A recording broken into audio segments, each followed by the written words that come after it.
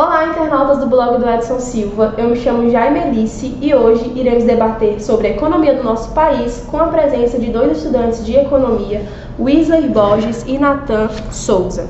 Eu gostaria primeiramente de agradecer a presença dos dois aqui no nosso programa e começo pedindo para que os dois possam explicar um pouco do trabalho de vocês no CA da UFC. Olá, Jai. Boa tarde. Agradecendo aí primeiramente, pela oportunidade dada a gente. Eu me chamo Wesley, tenho 27 anos. Hoje eu estou como presidente do Centro Acadêmico de Economia da UFC. E a gente já tem uma longa trajetória ali na faculdade, com projetos.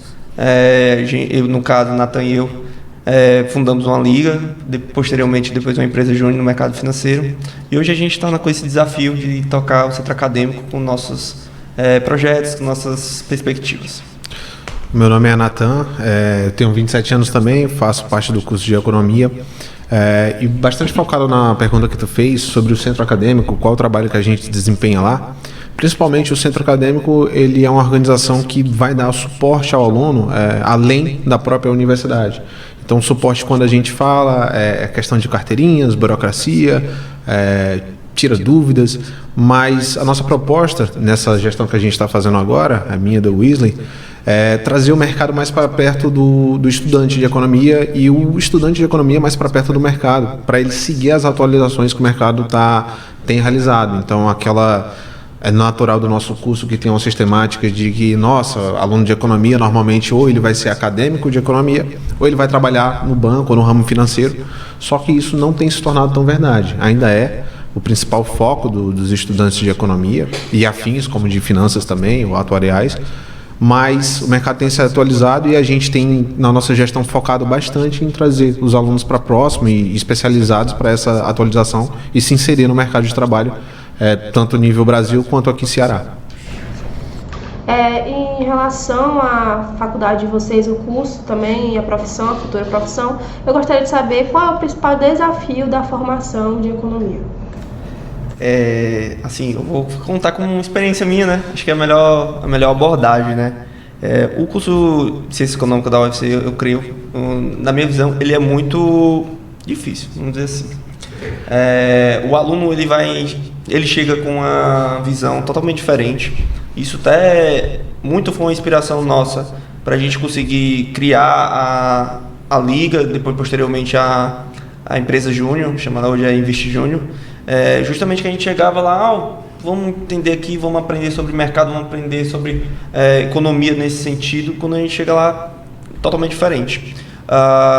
Contudo, essa dificuldade se torna um desafio, E ali ele acaba sendo um filtro que, no final, eu acho que a pessoa quem chega não são os mais inteligentes, mas sim os que conseguiram se adaptar melhor. E aí, nessa visão, ele te prepara, de certa maneira, ele te causa uma resiliência maior. Contudo, ele tem alguns aspectos que a gente, como jovens e também como sempre idealistas, tenta trabalhar e inserir coisas novas ali, E é sempre complicado pela estrutura que já existe. Bom, ainda nessa pergunta, a gente estava falando aqui que economia normalmente é um curso onde ocorre muitos choques. Então, falando com o público também, que ou é universitário ou então vai entrar ainda, economia ele é um curso que normalmente quando a gente está antes da universidade, a gente diz para si mesmo, Nossa, eu gosto mais de exatas, então eu vou fazer tais cursos linkados a exatas. Nossa, eu gosto mais de humanas, então eu vou fazer mais curso linkado a humanas. A economia, ele tem os dois. Então, você que gosta de exatas, a economia vai fazer sentido para você em algum momento, mas também não vai fazer sentido em outro. E o contrário também é verdade. Então, o aluno de economia, ele tem dois pontos principais. Primeiro, ele tem essa dualidade entre estudar exatas e muito pesadas, porque a nossa economia dentro da UFC, da Federal aqui, ela é muito acadêmica, então é muito científica. Ela não é só para quem busca mercado ou, poxa, eu quero me atualizar no mercado financeiro, coisa desse tipo. É muito científica, então ela é muito pesada. Na questão social, ela também é. Então, ela vai abarcar o aluno para esses dois lados. Então, tem algum momento que você vai sentir uma falta. Poxa, eu não sou tão bom nessa área e eu vou penar em alguns semestres. Esse é o grande, para mim, é o grande problema de economia. Ele te desafia para ser crítico, né, nessa parte, né? Então, você se torna uma pessoa crítica na situação do que a economia está vivendo. Não passa só aquele, taxa de juros subiu ou algo do tipo, vai acontecer isso. Não, tem que ver o maior impacto. Como o Isa acabou de citar, falando agora em âmbito nacional, a gente pode começar falando um pouco. Eu queria perguntar para vocês qual é o maior desafio no atual momento para o crescimento da economia no nosso país, então. Pergunta bem assim, capciosa, assim. Como bom economista, a gente escuta muito que você tem que falar depende. Depende de quê? Hoje a gente vê que o mundo ele não é o mesmo 10 anos atrás. Não é aquele mundo mais estável. A gente está vivendo uma série de conflitos, até guerra. E isso causa choques tremendos na sociedade e na economia. E o Brasil não está longe disso. O Brasil é um grande player mundial. Ele é um dos maiores produtores de commodities do mundo. E dessa forma, ele também é afetado do que ocorre na China, no Japão, no mar da China, na Ucrânia, na Rússia. Então, chega aqui. E dessa forma, a gente tem que ter uma visão, no caso como governo, bem estratégica, porque isso vai depender muito do que você vai fazer lá fora e do que você vai fazer aqui dentro. Você tem que fazer o dever de casa daqui, porque não se pode simplesmente deixar o que vem do âmbito externo influenciar. E também vice-versa, né? Lá fora também tem que se fazer um bom trabalho. Contudo, o trabalho que deve ser feito, eu acho basicamente, como já está sendo feito, né? Todo esse trabalho do trabalho de manejo da economia, né? A gente veio de uma pandemia, então, fina força, teve um gasto a mais das contas públicas, essas coisas, então isso pode afetar um descontrole futuramente. E uma coisa é certa, o Brasil ele é muito sensível à inflação. A gente, como geração mais nova, não pode ter sentido um peso de uma inflação muito alta. Contudo, o pessoal mais velho, assim, eles sentiram. Então, a gente já teve hiperinflação. Então, o Brasil basicamente volta sempre os seus trabalhos pautado para que não ocorra esse descontrole da inflação. Então, e essas reformas que acabam sendo trazidas para o público, né? É uma forma de que no futuro não chegue um descontrole maior. Sobre essa questão e agregando o que o Wesley trouxe, falando com o público, quem tem acompanhado a história econômica e política do país, a gente vê que algumas coisas se repetem e aí eu trago para a gente pensar em 2 pontos. Um é o contexto, ou seja, o cenário internacional, e aí tu já conseguiu pintar como é que está o panorama internacional, de guerra, algumas crises aparecendo, surgindo, dando os seus indícios. E a gente tem a posição do governo. A gente tem uma posição do governo atual, frente à economia, que ela já ocorreu no passado. E no passado, normalmente, as pessoas vão ter uma memória positiva com essas políticas. Então, dentro da economia, o governo tem alguns modelos para ele gerir a economia. Ele tem optado o modelo por gastos públicos no intuito de incentivar o crescimento econômico. Isso já foi visto no passado. Agora, a grande decisão, o que a gente vai verificar agora, é se essa mesma política ela vai conseguir se sustentar ou ela vai conseguir se aplicar com êxito no contexto. Mas aí eu acho que muda um pouco do cenário, por exemplo, do governo anterior, do Lula, porque naquela época o Banco Central não era independente, hoje é independente. Então tem mecanismos que o governo não pode fazer um trabalho conforme ele fazia antes. Então, exatamente. Ele realmente tem essa visão, ele tem esse pensamento de gasto público para incentivar o crescimento. Contudo, eu acho que é mais cauteloso porque não tem aquela mesma liberdade. Então, por exemplo, as reformas são algo que, na visão do governo, eu acho que não tinha esse pensamento a curto prazo, no entanto, eles viram que eram necessários. Então, uma dose muito amarga, vamos dizer assim, que qualquer mudança que gere na sociedade, ela tem aquele primeiro choque, né? E pode ser benéfico para uns ou pode ser maléfico para outros. No entanto, tem que ver qual o pensamento futuro, qual o plano que o governo quer chegar.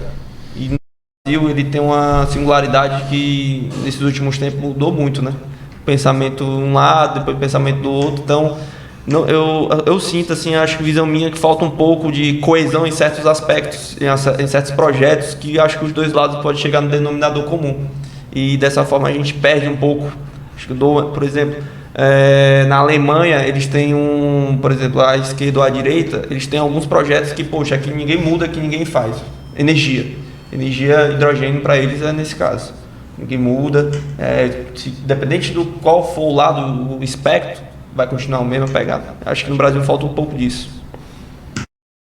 Agora vamos falar um pouco sobre um tema muito comentado na área econômica do país, que é a reforma tributária, que inclusive é uma proposta do governo federal para simplificar o sistema tributário brasileiro, extinguindo tributos como o PIS, o COFINS, o IPI, o ICMS, o ISS, e substituindo-os por impostos sobre operações com bens e serviços, né, que é o IBS. Para vocês, como estudantes de economia, qual é a principal mudança que a reforma tributária ela pode gerar no nosso país? O primeiro objetivo, acho que dessa reforma, ele vem tentar trazer simplicidade, né? O Brasil, para quem sabe, para o próprio consumidor final, ele é muito burocrático e muito letal em certos impostos, né? Acaba que o consumidor, ele é o mais lesado nesse sentido, no fato de que quando ele compra algo de consumo, ele paga muito imposto em cima. E é sentido. Os produtos são mais caros, o lazer é mais caro, por exemplo. E nesse caso, eu acho que a proposta, nesse primeiro aspecto, nessa visão dos impostos, sim, é de simplificar. Acho que esse trabalho, essa reforma já vinha sendo discutida há muito tempo, já com outros projetos, já tentaram fazer uma unificação de todos. Eu acho que, fina força, o que ele chega agora, acho que é a conversa onde chegou, saindo de 5 para 2, então ele pode ocasionar, acho que nesse primeiro impacto, uma simplicidade melhor. Isso independente para o empresário, independente para o consumidor final. Bom, quando a gente fala sobre a reforma tributária, eu acho que tem alguns pontos que a gente tem que estabelecer como fato. Então, vamos lá. A gente tem como o Brasil sendo um dos países que tem a maior carga tributária do mundo. Então, primeiro ponto. Nesse ponto, eu já penso que não é tanto uma opção do governo aumentar impostos, porque já é a maior carga tributária do mundo e ele corre grande risco, sendo assim, de caso haja um aumento de reforma tributária, de impostos, ele pode vir a diminuir o crescimento econômico, porque a carga já é grande. Ok. Agora também é um fato que a gente necessita simplificar o sistema tributário brasileiro, porque é muito complexo e, sendo muito complexo, gera muita burocracia, gera muito encargos em contabilidade, gera muito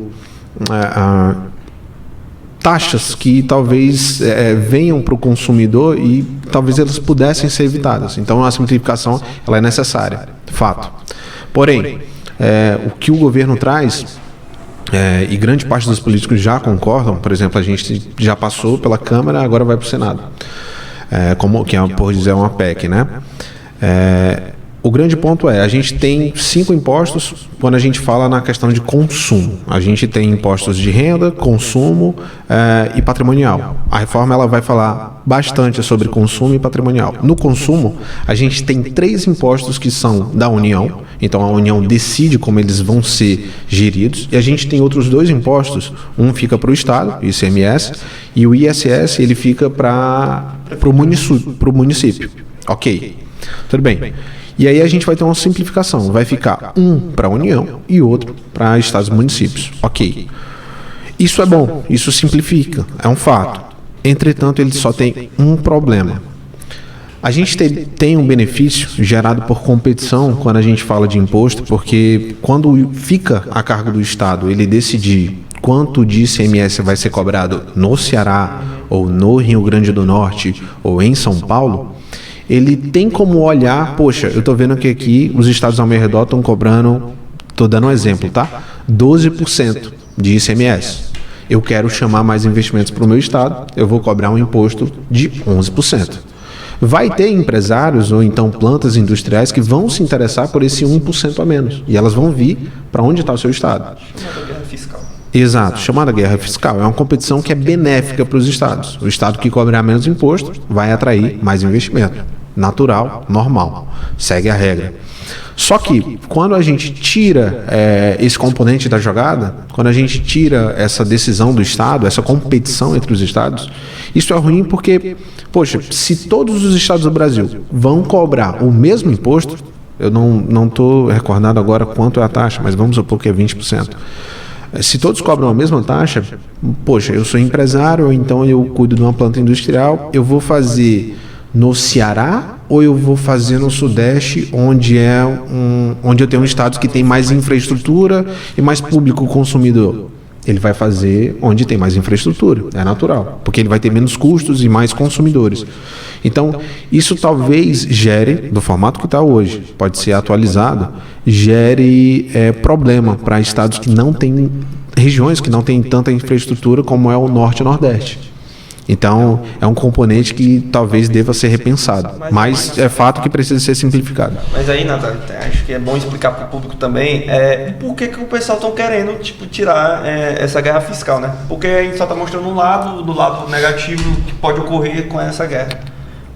Para quem tem a idealização de querer unificar esse imposto e parar com essa guerra fiscal, basicamente é o seguinte: o produto, vamos dar o exemplo, que é feito aqui no Ceará, ele pode ser trabalhado aqui, contudo, toda a logística que é feita para a exportação dele, pode ocorrer, dependendo do formato que essa logística for, vai ter que passar por Santos, que é um dos maiores portos do Brasil. Se torna mais caro o produto no final, porque ele vai ter que sair lá do Ceará e ir para Santos. Sem a guerra fiscal, poderia chegar, por exemplo, a indústria já poderia estar em São Paulo e lá diminuir o custo de logística. Então, esse lado, por exemplo, das pessoas que defendem esse imposto único, essa parada dessa guerra fiscal, nessa visão. Os produtos tendem a baixar. Contudo, a gente vive no Brasil, o Brasil não é para amadores. Tipo, uma coisa é estar lá no papel bonitinho, era para baixar, no caso, o preço dos produtos. Mas quem tem a opção de escolha no final vai ser sempre o empresário ou algo do tipo, nesse caso, na escolha do final do valor do produto. E vai aí sim acabar sendo que eles vão escolher o valor. Não é necessariamente, por exemplo, que a reforma ele vai impactar na descida. A gente tem uma perspectiva que ele possa baixar o preço dos produtos. Nesse caso, isso. Contudo, no outro lado, o Natan explicou perfeitamente. É muito ruim para os estados que têm como atrativo a guerra fiscal essa paridade. Porque não é... Beleza, a paridade é no tributo, legal, mas a paridade de infraestrutura não é, né? A gente viu que no Brasil ele é desigual, muito desigual e continua desigual. Uns dizem que essa guerra fiscal ainda continua a desigualdade e não conseguiu tirar. Contudo, quem sente na pele final, por exemplo, o estado que tem uma certa quantidade de empregos naquela região, ele vai sentir a perca de uma indústria e provavelmente vai perder renda per capita ali, perder renda para o pessoal que, queira ou não queira, o melhor trabalho, o melhor projeto social deixa de ser um emprego. E nesse ponto que o Isley trouxe, é importante ressaltar que na questão dos impostos, a gente tem uma mudança nele, na reforma, que é sobre como os impostos incidem. Então, por exemplo, quando a gente vai pensar em um carro, calcule quantos impostos você paga num carro, porque tem todos os impostos que a indústria tem na produção dele. Então, quando você vai financiar o carro, você paga 2. Então, você paga impostos dentro do carro, você paga impostos no seguro, você paga impostos no combustível, você paga impostos sobre impostos. Uma ideia que tem presente na reforma, e ela pode ser muito benéfica, que é a gente ter o imposto considerando o valor agregado.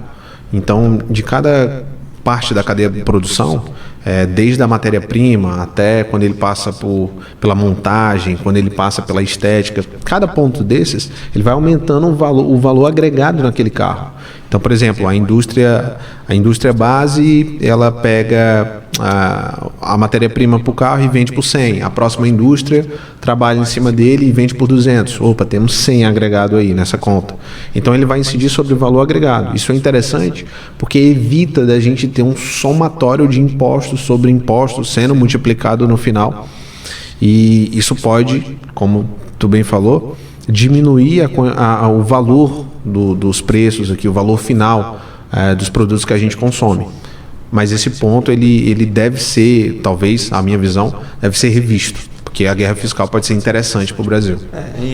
Jair, um ponto acho importante, por exemplo, toda essa perspectiva que a gente traz, parece que os estados estão passivos, né? Obviamente que não. Acho que, por exemplo, o Norte e o Nordeste, eles trabalham muito em conjunto, sabendo que vão perder uma receita muito significativa, e solicita, por exemplo, que, se não me engano, eles estão tentando colocar um fundo para justamente, seguinte, a gente teria a receita X com o ICMS, com tudo, o governo agora não está equalizando tudo, a gente precisaria, tipo, de uma recompensa pelo fato da perda. Eu dou exemplo, por exemplo, tipo, é gritante, eu dou exemplo da redução do ICMS durante o governo do Bolsonaro nacional. Saiu uma notícia recentemente no Diário do Nordeste que acho que foi o secretário da Fazenda aqui, ele informou que o Ceará perdeu nessa mudança quase 1 bilhão de arrecadação. Só o governo federal, ele taxando a igualdade do ICMS em todos os estados. Enfim, então toda essa reforma, tipo, é bastante complicada, não é fácil. Se uma pessoa chegar, é só isso, aquilo, acho que está faltando um pouco de certa maneira, clareza para ela transparecer para o público. Então, é uma situação complicada e delicada de se trabalhar. Outro tema muito falado também é a reforma da Previdência. Segundo o Banco Mundial, o Brasil vai necessitar de uma nova reforma da Previdência antes de 2040, mesmo tendo promovido mudanças generalizadas na legislação de aposentadoria e pensões em 2019. O aumento do rombo previdenciário, que é a diferença entre as receitas e as despesas do INSS, está muito relacionado com a alta de gastos estimadas para as próximas décadas. A lógica é que com esse aumento de proporção de idosos no nosso país, no futuro, também cresçam as despesas com os pagamentos desses benefícios. E esses benefícios previdenciários não podem ser menores do que o salário mínimo. O que esperar dessa reforma da Previdência, caso ocorra, e dos recursos econômicos para realizá-la? De que forma isso iria afetar ou não o Brasil? Aí, na reforma da Previdência tem alguns pontos a serem colocados.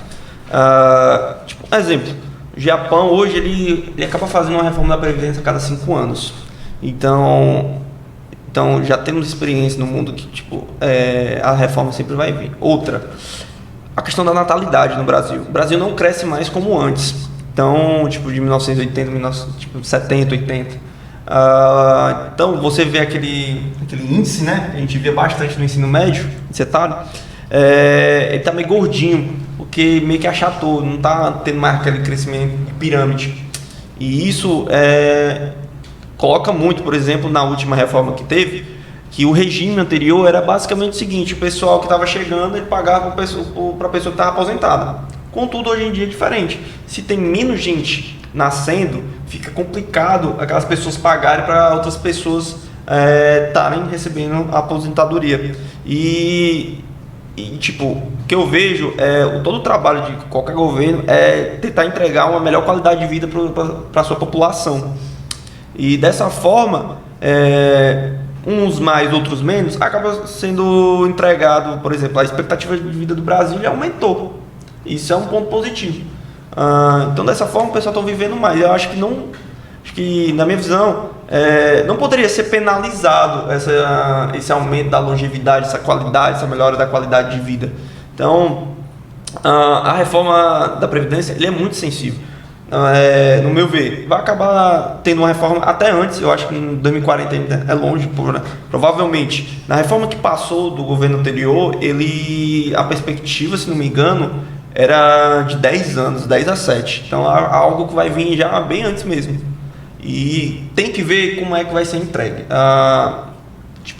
Eu me lembro que na UFC esse assunto foi debatido, foi muito falado exaustivamente para o pessoal que está ali entender o que está ocorrendo, quais são as mudanças, quais são os aspectos.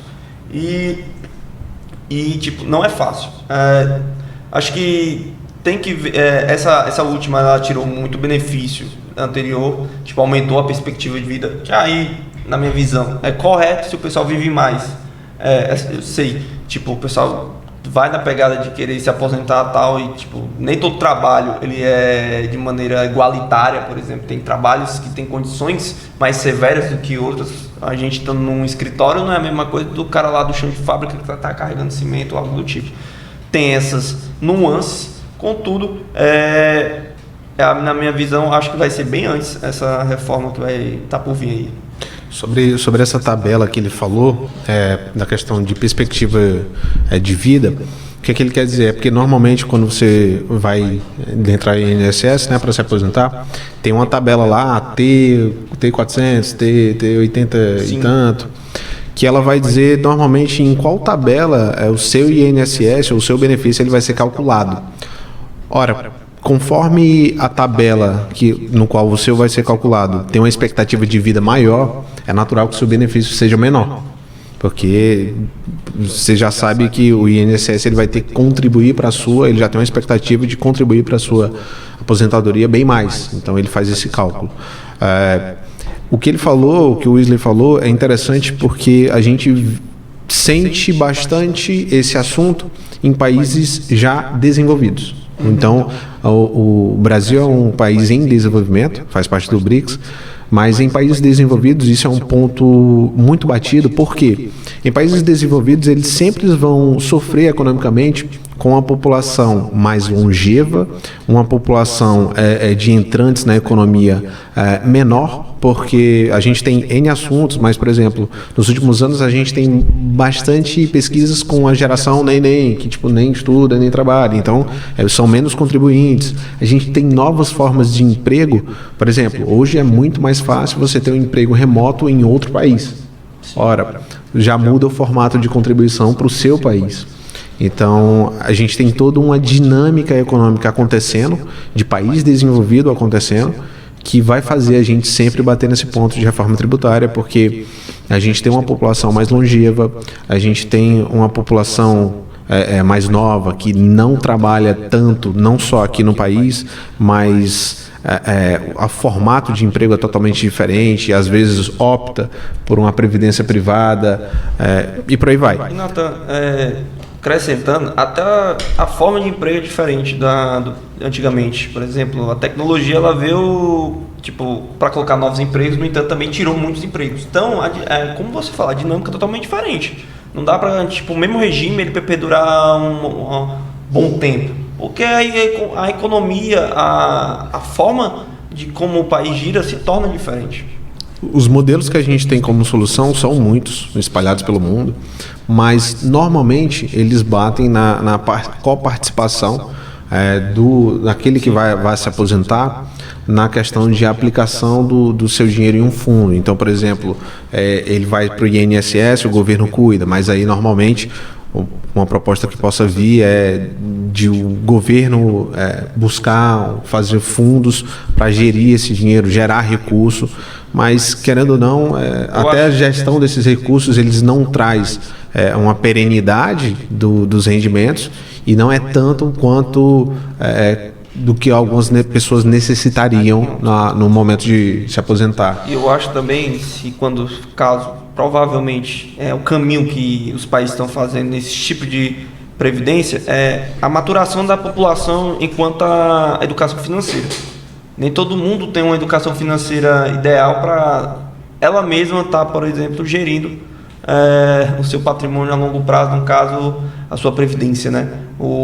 Principalmente no Brasil, ele é imediatista e, muitos falam num aspecto ruim, contudo, eu vejo, tem uma acessibilidade maior que a vida da população brasileira, ela não é tão fácil. Então, por isso que muitos têm essa visão mais imediatista de ter agora, porque ninguém sabe o que o futuro prevê, acho.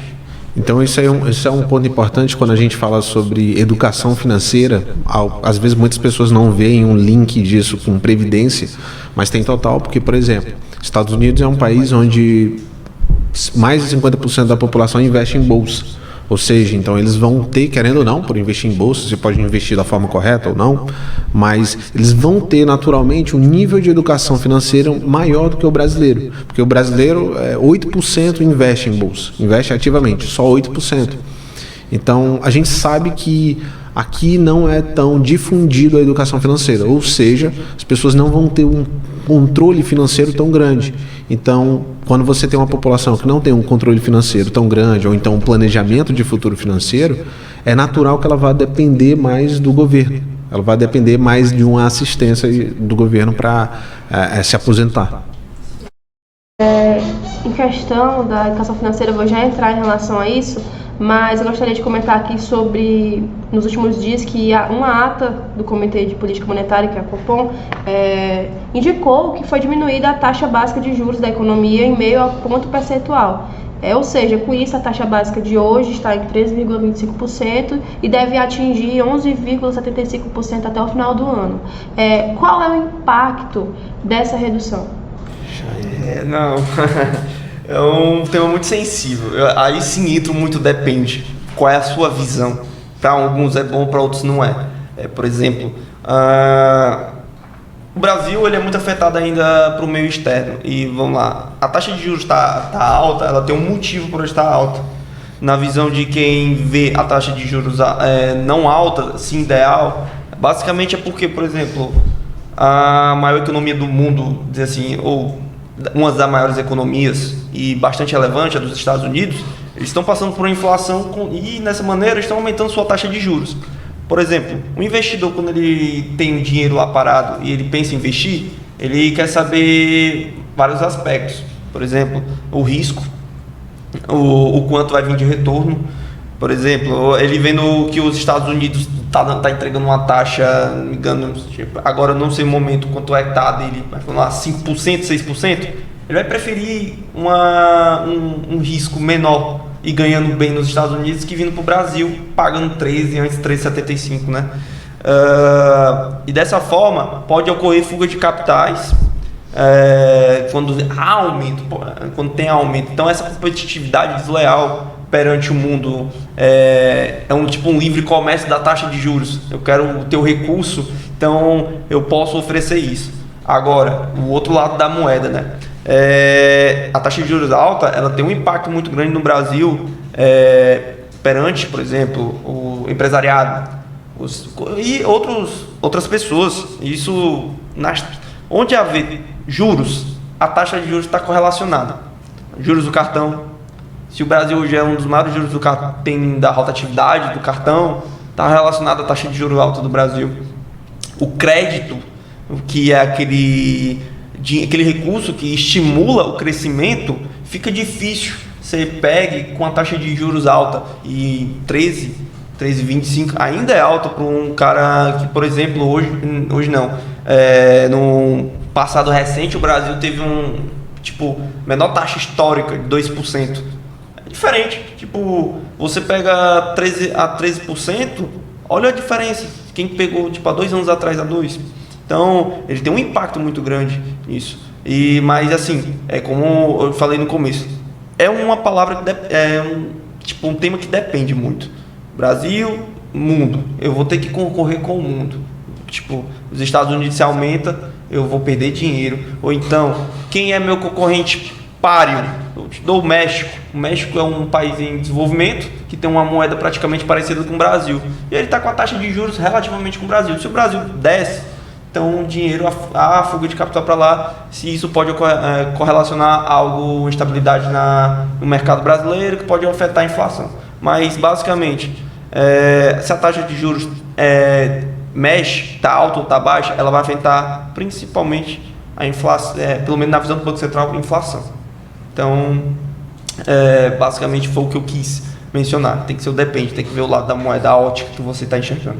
Bom, o Wesley ele trouxe a visão macro, ele trouxe a visão do país competindo com outros países. Mas falando da porteira para dentro da casa, o que a gente tem?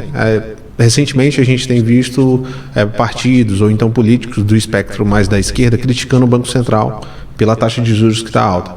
E o fato quando a gente olha para a taxa de juros, Vamos pensar dentro do Brasil, dentro de casa. Se a gente tem uma taxa de juros mais alta, o empresário ele vai se perguntar, poxa, talvez em vez de eu investir e montar um negócio próprio, onde eu vou contratar pessoas e vender produtos, é mais interessante eu pegar esse dinheiro, vamos supor que ele fosse investir 500 mil para fazer uma loja, é mais interessante eu pegar esse dinheiro e investir nos títulos públicos, porque ele vai me dar, quanto que está? 25, Quanto? 13,25. 13,25%. Pronto, é mais interessante para ele investir, ele vai virar um rentista. E essa é a crítica que eu entendo dos partidos mais à esquerda. Tem um ponto, poxa, né, aí, porque quando ele deixa de investir num negócio, não tem emprego gerado, né? Exato. Então, essa é a principal crítica. Poxa, se você deixar a taxa alta, os caras vão virar rentistas, eles não vão fazer a economia girar, a economia não girando, as pessoas não consomem e não geram emprego, e aí você tem uma estagnação da economia do consumo, da troca de moeda dentro do país. Isso é um fato. Só que ao mesmo tempo que isso é um fato, também é um fato de que na inflação, um dos principais remédios, vamos supor que a inflação seria para nós uma febre. E aí, quando a gente tem uma febre muito alta, a gente toma Tilenolzinho. A gente toma um Tilenol, Dipirona. um dipirona, para controlar essa febre. Quem for de medicina aí, a gente vai falar de errado. Desculpa, eu não sei nada sobre isso. Mas a gente tem um remédio para controlar a febre. O principal remédio para controlar a inflação, que seria a febre, é de fato a inflação. Ou é de fato a taxa de juros alta. Por quê? Eu jogo uma taxa de juros alta, o consumo diminui, ou seja, a inflação também diminui. E aí a gente tem que olhar um pouco, acho que faz parte também do trabalho do governo que está agora, do presidente Lula, ele olhar um pouco para os fatores que estão fazendo o Banco Central acreditar no risco de inflação. Porque esses fatores que mostram para o Banco Central risco de inflação, eles têm que ser mitigados ou então arrefecidos de alguma forma para que o Banco Central ele sinta uma segurança na economia e ele sinta, não, tá, a economia está segura, está mais tranquilo, o governo ele está com as contas totalmente sob controle, posso baixar a taxa de juros. E aí a economia cresce naturalmente. Até é bom, tipo, um dado recente, tem que entender que o mundo está sofrendo com inflação, né? Também. Por exemplo, o Reino Unido, ele teve recentemente uma taxa de inflação de 11%. Gente, eles não sabem o que é isso. Estão doidos. Simplesmente sem entender como é que acaba com isso. Felizmente, de um lado, mas visto que a gente passou por isso, a gente identificou antes variações ou aspectos que poderiam afetar uma taxa de juros. Uma inflação, um aumento da inflação num determinado momento. E chegou, acho que não me engano, no último governo, a inflação ela bateu 8, 9, né, alguma coisa assim, no ano, e durante 12 meses bateu quase 12. Contudo, a gente teve o pico mais alto, sendo os primeiros do mundo a ter esse pico, mas a gente conseguiu baixar antes que a maioria do mundo. O mundo ainda continuou alto e a gente conseguiu dar uma baixada. E isso foi muito do aspecto que o Banco Central ele enxergou lendo o que poderia ocorrer durante algumas coisas que o mundo estava sofrendo. Bom, é isso. E como eu tinha falado, o governo ele tem que entender quais são os pontos que fazem o Banco Central acreditar que a inflação pode estar sob descontrole. Então aí a gente tem controle de gastos, a gente tem negócios que o governo fecha, a gente tem os índices de produção econômicos do país. Por exemplo, o nosso aqui principal vai ser ligado à agricultura. Então, faz parte do governo ele entender esses pontos e mitigar eles, fechar essas torneiras. Exemplo, a questão de emissão de moeda, emissão de crédito. Quando a gente fala também em políticas de assistência, querendo ou não, é o governo distribuindo receitas, distribuindo dinheiro. Se a gente tem muito isso, o Banco Central também pode olhar para isso de outra forma. Ele pode entender, poxa, a gente tem algum cenário aí se desenrolando que possa fazer uma inflação estourar. E faz parte dele segurar isso. Então a gente tem essa dualidade. Eu não creio, a meu ver, que críticas ao presidente do Banco Central façam tanto sentido, até porque ele tem a vigência do mandato dele tem um final. É de 4 anos intercalado com o do governo federal. E ele tem várias regras dos jogos e, tipo, conforme o Lula também ele é uma imagem representativa de todo um governo, de uma estrutura gigantesca de pessoas, o presidente do Banco Central também é um representante. Então tem uma estrutura, um time de economistas e financistas lá gigantesco, fazendo todo esse trabalho, fazendo cálculos atuariais e por aí vai.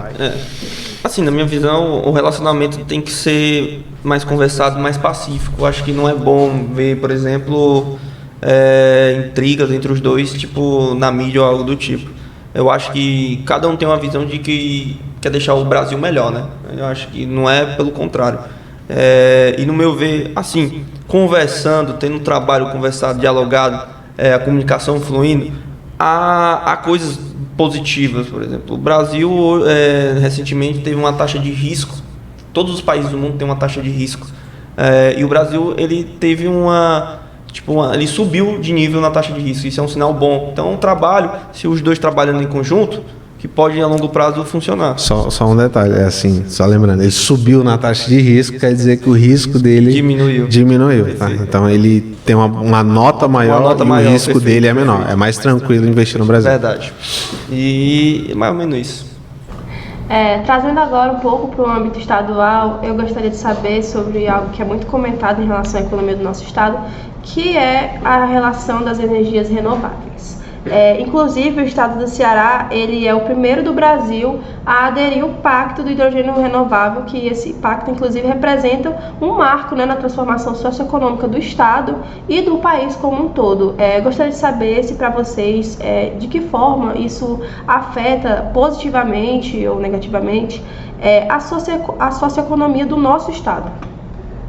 Rapaz, é um tema tão, que cria expectativas boas para o estado, mas é tanta coisa. Vou tentar aqui resumir alguns aspectos, né? Nessa questão, identificaram que o Brasil, principalmente na região do Nordeste, ele tinha essa capacidade de ter uma boa localização, de uma boa geração desse hidrogênio verde, né? Então, contudo, como é Brasil, né? O Brasil ele demorou um pouco a entender essa qualidade que ele tinha, e projetos, por exemplo, regulamentações, eles estão meio tardias, visto que, por exemplo, o nosso estado ali no Porto do Pecém, ele vai começar a gerar, aliás, ele teve a primeira geração de hidrogênio verde, foi aqui, se não me engano, e isso pode impactar positivamente em geração de receita nova, em empregos novos, novas áreas de estudo. Então, olha o tanto que ele pode agregar esse tipo de energia. E principalmente que, visto a dependência da Europa perante a Rússia ali no gás dela, né? E também a pressão que o mundo está também de trocar as suas energias, saindo da energia fóssil, do petróleo, do gás ali, que são derivados do petróleo, para energias renováveis, visto que, beleza, hoje tu consegue viver num mundo que está aqui agora, com teu filho, teu neto, teu bisneto, vai conseguir viver no mundo que a gente vai deixar? Então tem essa preocupação de a gente conseguir gerar novos tipos de energia que são menos nocivas para o meio ambiente. E aí entra, no caso, o hidrogênio verde, né? E dessa forma, com esse aspecto, com esse pensamento, a Europa vem muito de peso querer trocar. Acho que eles são, a maioria, se não me engano, um dado recente, 70% da Europa é energia nuclear, e fora que eles utilizam carvão, termoelétricas que são altamente poluentes, ao contrário, por exemplo, do Brasil, que ele tem 80% da matriz energética do Brasil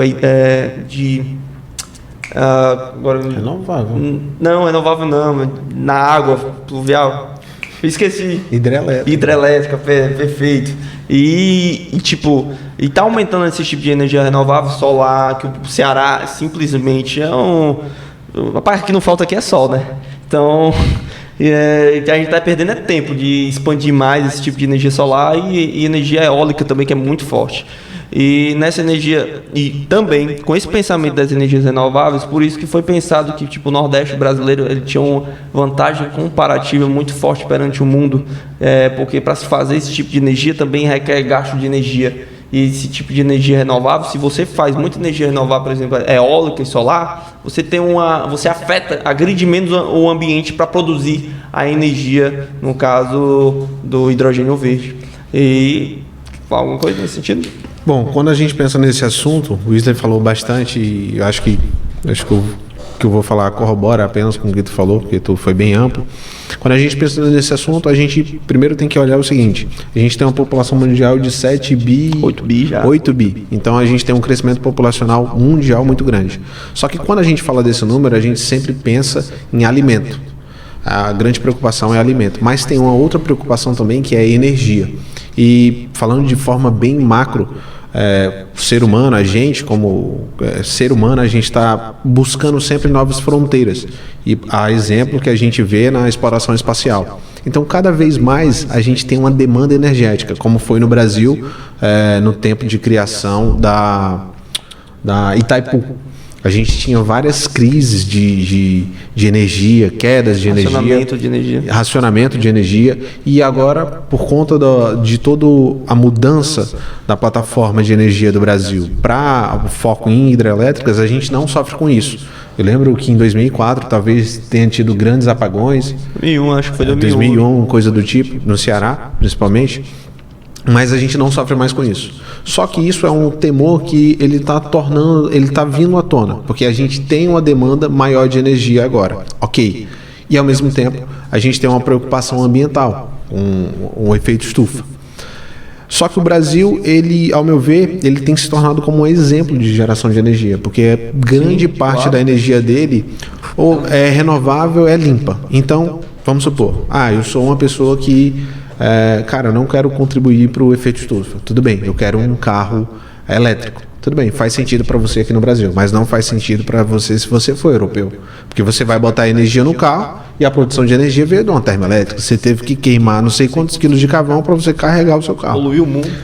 Então você poluiu o mundo. Deixou um beleza. pedacinho no pulmão dos outros. Então a gente tem esse grande foco, e esse grande foco está em todo o ambiente, tanto é que a gente agora tem fundos ESG, então a preocupação ambiental ela é muito forte. Faz sentido total para o Ceará ele ser pioneiro aqui quando a gente fala no Brasil. Acho que é o primeiro canto que tem hidrogênio. O Ceará foi o primeiro a realizar, né, a fazer. No entanto, por exemplo, tem outros players fortes, Bahia, que vão eles estão montando, já tem uma indústria, e eles estão transformando essa indústria que já tem lá na maior indústria de hidrogênio verde do mundo. Então, não é só apenas o Ceará, Bahia, se não me engano, o Rio Grande do Norte também tem projetos. Então, tem que, legal, massa. Por isso que eu vejo que, no caso do Brasil, e principalmente o Ceará, tem que aproveitar o momento hype. Exato, e querendo ou não, o público pode pensar, poxa, mas isso vai ser um gasto e tanto, como é que o Estado vai pegar isso de volta?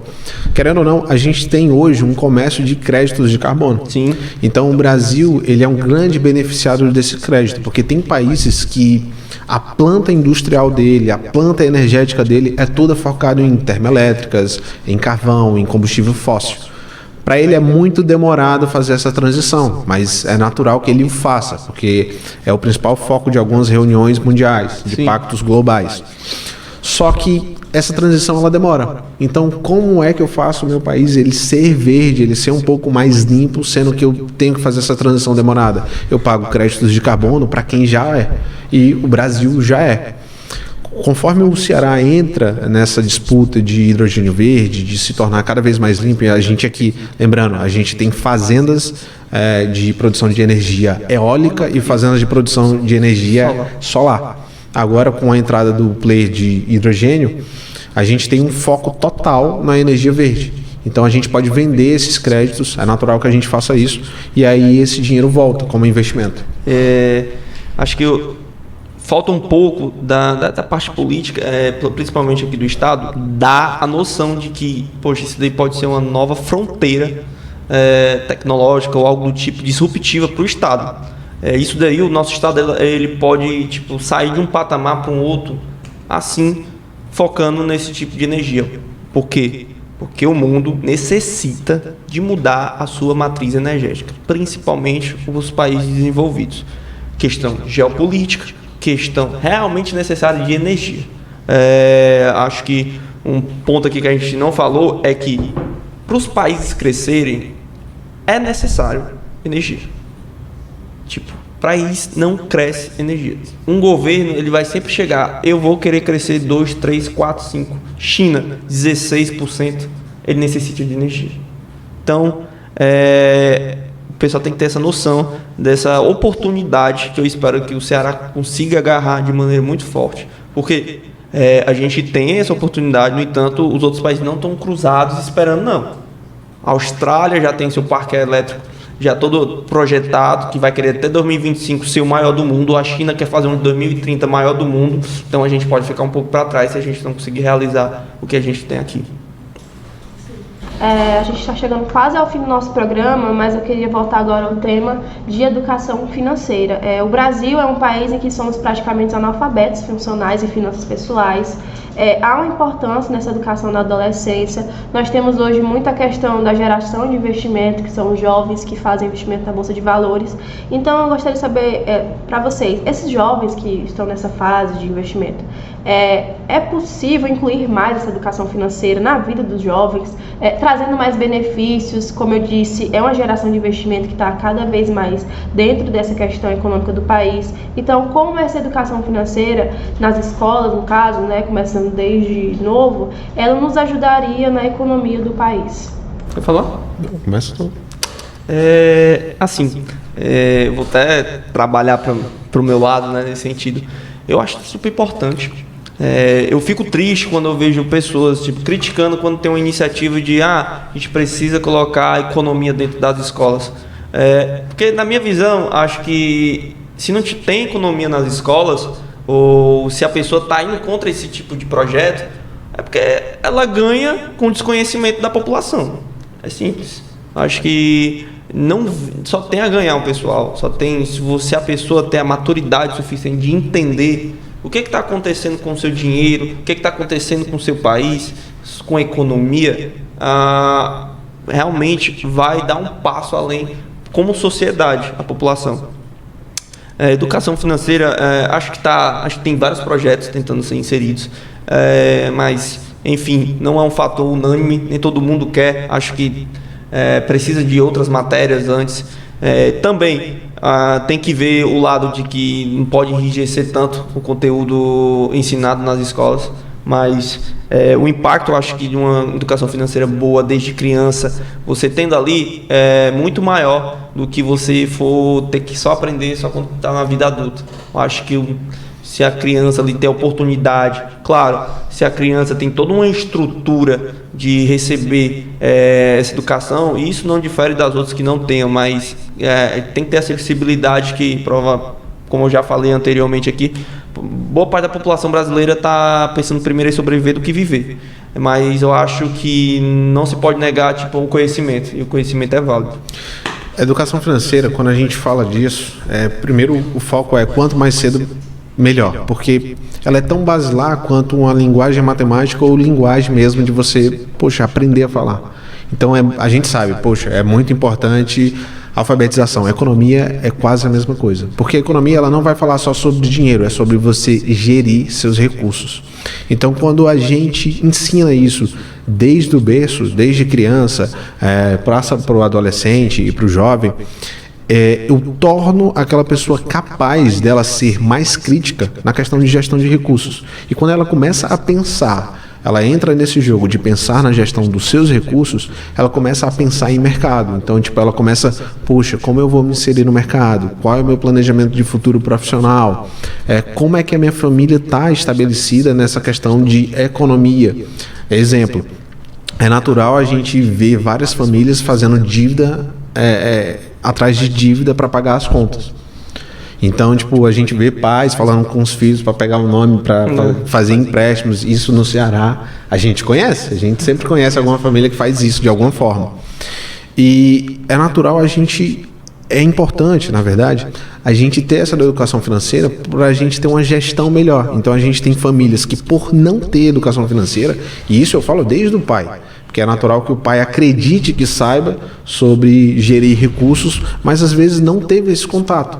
Então, O cenário atual hoje da educação é, poxa, eu vou ensinar o cara ciência e geografia, ele vai aprender sobre matemática, mas a questão dele gerir recursos, recursos de quando ele for ser um profissional, ele vai descobrir na prática, por conta própria. Se ele quiser, ele ou paga um profissional para fazer isso por ele, ou então ele compra um curso depois e faz sozinho. Isso não faz sentido. A gente precisa ter isso estabelecido na educação, porque isso é basilar como matemática e português. Se a gente sabe falar português, a gente precisa aprender a gerir nossos recursos, porque, afinal, todos nós a gente faz o mesmo caminho. A gente vai para a escola, a gente entra na universidade pensando no mercado de trabalho, a gente pensa no nosso salário e a gente pensa no nosso salário para formar nossa família. Poxa, se todo mundo está imbuído dentro desse sistema, por que eu não vou ensinar desde pequeno alguém sobre economia, sobre finanças pessoais, seja dessa forma como a gente queira chamar? Então isso é importantíssimo. A gente tem países onde o índice de vida é alto, a gente tem uma educação financeira desde a infância. Então a gente vai ter aí Singapura, a gente vai ter aí Portugal, alguns países da Europa como Itália.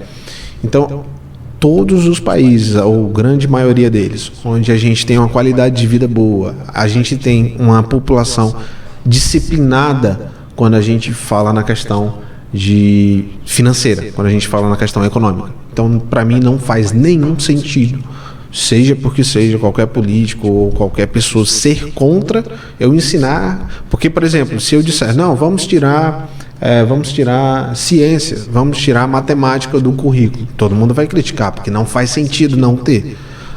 Da mesma forma é economia ou então educação financeira para crianças ou então para adolescente. Ela é basilar. E aí quando o jovem ele tem contato com isso, ele começa a aprender, é natural dele ter a criticidade e ele pensar em empreendedorismo. Poxa, eu vou fazer meu próprio negócio. Isso é uma veia que o brasileiro tem muito de empreendedorismo, porque várias outras populações não têm as burocracias e dificuldades que a gente tem, mas mesmo assim a gente é empreendedor. A gente pensa em criar negócio com nossos amigos, ou então um negócio próprio, ou com a família. É cheio disso. Exemplo, se você for num lugar humilde, é natural que a família às vezes faça para colocar pratinho para vender na frente de casa. Isso é natural. Ou então faça uma lojinha na esquina, seja do que seja.